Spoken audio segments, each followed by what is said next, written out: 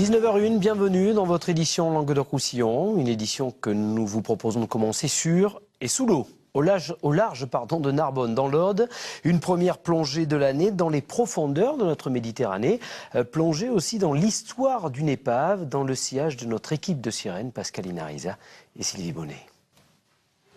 L'expédition doit être matinale pour un premier défi de l'année. À bord, une équipée sauvage composée de 17 férus de bonnets rouges. Un bonnet à pompons, arboré seulement pour la photo, il est vite remplacé par celui de Cousteau, porteur de valeur. Et comme c'est la première de l'année, la température est de 10 degrés. Ouais. D'accord? Voilà. Elle est bonne. Elle est bonne.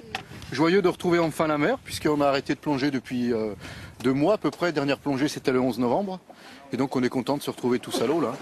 Puisque nous, à partir du moment où on est dans l'eau, nous sommes heureux. On est content, mais bon, on appréhende un peu le froid, on va dire. Vous êtes habillé comment ce matin? Je suis habillée avec une combi 7 mm, avec par-dessus un shorty 5 mm, qu'on utilise évidemment qu'en période de froid. Sinon, on garde la première combi. C'est maxi 20 minutes. C'est maxi. Hein. Si au bout de 10 minutes vous voulez cailler, vous remontez. Hein. Tout à fait, René, t'inquiète.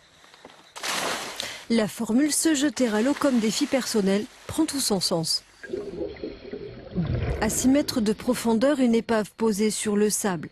L'épave d'un cargo à vapeur bombardé en 1936 à Barcelone, devenu un récif naturel. Dans les trous, dans les interstices se concentrent des spirographes qui sont des espèces ça fait comme des plumeaux sous l'eau, ce sont des vers filtreurs. Il y a les crevettes qui sont dans les trous, il y a les poulpes qui sont cachés dans les trous, il y a les congres, tous les poissons et les animaux qui sont vraiment concentrés sur l'épave et sur la tôle. Magnifique, j'ai pas eu froid. J'ai pas eu froid. On a vu beaucoup de choses, donc on n'a pas eu le temps de s'occuper du froid. Des congres, des crevettes, des poulpes.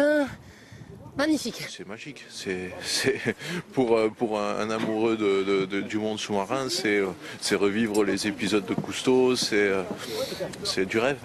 Du rêve plein les yeux avant la reprise officielle du club, début mars. Autre plongée envisagée.